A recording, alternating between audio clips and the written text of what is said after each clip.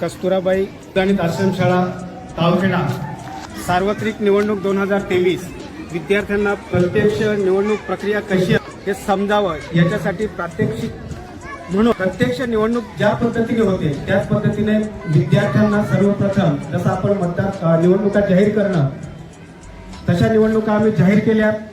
तदनंतर मतदारसंघांची बांधणी किंवा रचना त्या रचनेनुसार आम्ही विद्यार्थ्यांचे वर्ग समाविष्ट केले। त्याच्यानंतर तारखा जाहीर करण्यात आल्या। तारखा जाहीर झाल्यानंतर प्रत्यक्ष विद्यार्थ्यांकडून उमेदवारी अर्ज भरून घेण्यात आला।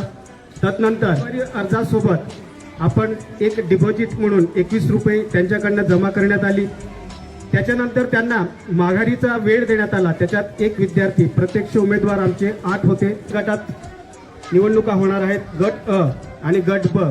तर दोन्ही गटांमध्ये 4 विद्यार्थ्यांनी उमेदवारी केली होती। त्याच्यानंतर माघारीच्या दिवशी गट अ मध्ये एका विद्यार्थ्याने माघार घेतली। आता एकूण उमेदवार 7 आहेत।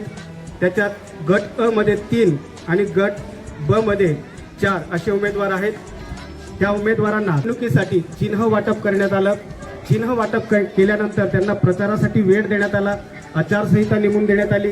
त्याच्यानंतर प्रत्यक्ष कर्मचारी वर्ग जो आहे म्हणजे प्रत्यक्ष मतदानासाठी जे विद्यार्थी आहेत त्यांच्या नेमणुका झाल्या आणि मतदान प्रक्रिया ही दोन्ही पद्धतीने होणार आहे।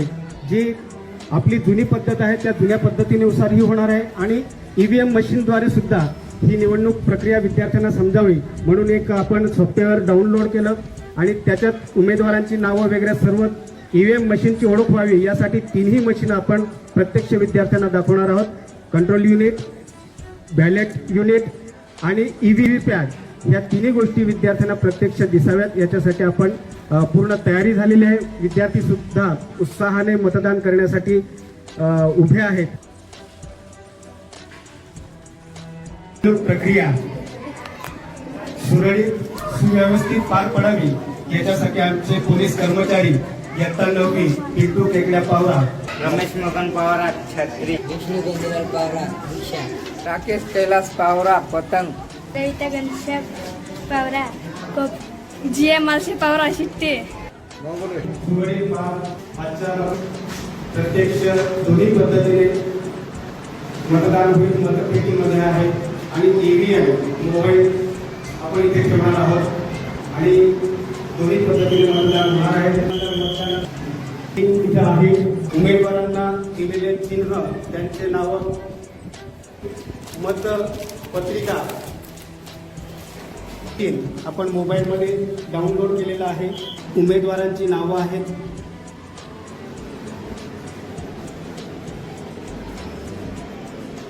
बॅलेट युनिट, कंट्रोल युनिट आणि व्हीव्हीपॅट। आता आपण त्यानंतर ईव्हीएम मशीन प्रत्यक्ष मतदान प्रक्रिया आपण पाहणार आहोत।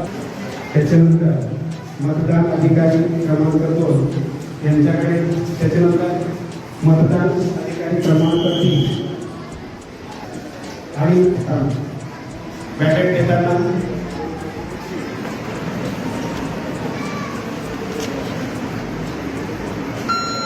ईव्हीएम मशीनद्वारे मतदान झालेलं आहे। पहिलं मतदान